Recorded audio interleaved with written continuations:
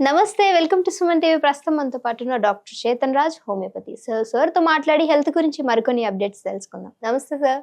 నమస్తే madam. So మోకాల నొప్పుల గురించి చాలా వీడియోస్ చేసాం సార్, బట్ ఈ రోజు మాకు ఒకటి ఎక్స్క్లూజివ్ గా కావాలి.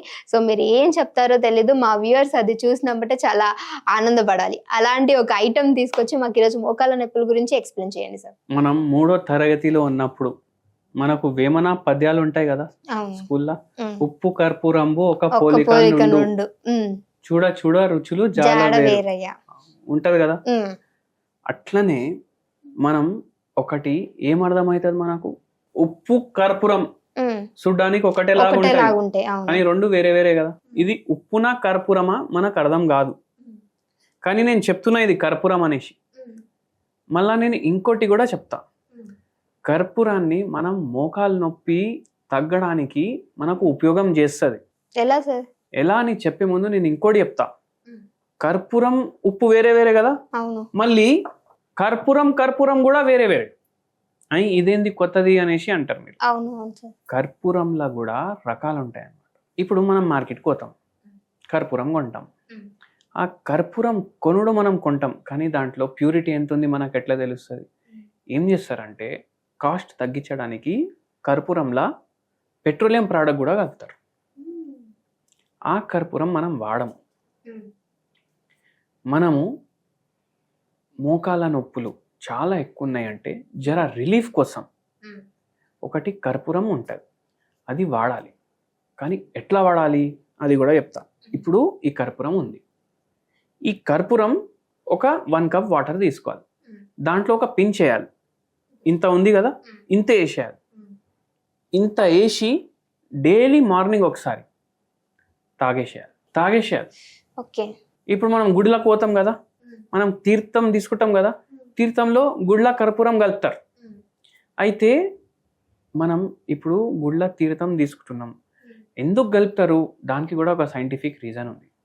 అది మన గట్ హెల్త్లో హెల్ప్ చేస్తుంది. అది మనకు మోకాల నొప్పులు తగ్గించడానికి హెల్ప్ చేస్తుంది. మన బాడీలో ఏమైనా టాక్సిన్స్ ఉన్నాయి, డీటాక్సిఫికేషన్కి కూడా హెల్ప్ చేస్తుంది. కర్పూరం ఏడికెళ్ళి వస్తుంది? ఇది కాలుతుంది కదా, బత్తి పెడితే కాలుతుంది కదా.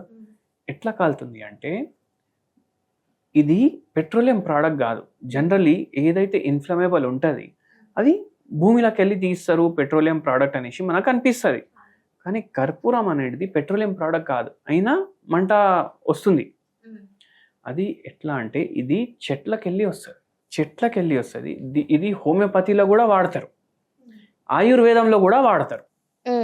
అయితే ఈ కర్పూరం మనం ఇట్లా పించ్ కప్పులో వేసి డైలీ తీసుకోవడం వల్ల మనకు మోకాల నొప్పుల్లో హెల్ప్ వస్తుంది, గట్ ప్రాబ్లమ్స్లో హెల్ప్ వస్తుంది.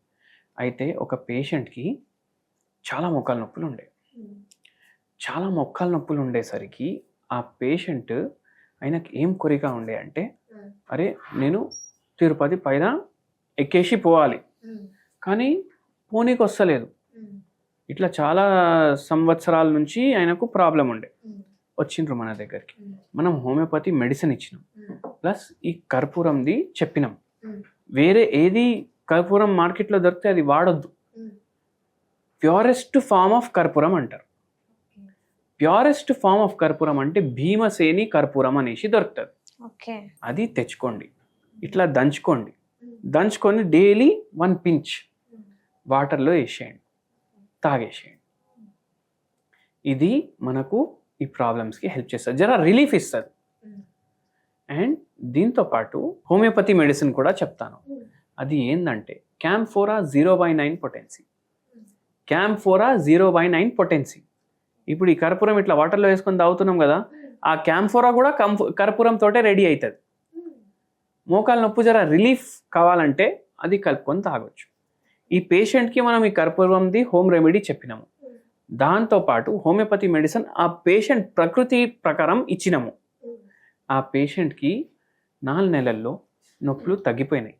మళ్ళీ ఏమన్నారంటే, సార్ నేను ట్రిప్ పెట్టుకున్న వారం తర్వాత తిరుపతి పోవాలి, ఇప్పుడు జర నడవనికి ప్రాబ్లం అవుతుంది, ఎక్కొచ్చా అంటే, అమ్మ దేవుని దగ్గర పోతున్నారు మీరు, మీకు దేవుడే శక్తి ఇస్తాడు, మళ్ళీ ఎక్కడానికి వస్తుందా రాదా అంటే మీరే పోయి వచ్చి చెప్పండి అని చెప్పిన. వారంలో ఈ హోమ్ రెమెడీ హోమియోపతి మెడిసిన్ వాడితే ఒక 20% 30% నొప్పుల జర రిలీఫ్ అనిపించింది. ఎక్కేసి దర్శనం చేసి వచ్చేసిండ్రు కిందికి. అంత బాధ కూడా ఏం అనిపించలేదు పేషెంట్. అయితే అంత పవర్ఫుల్ ఉంటుంది కర్పూరం.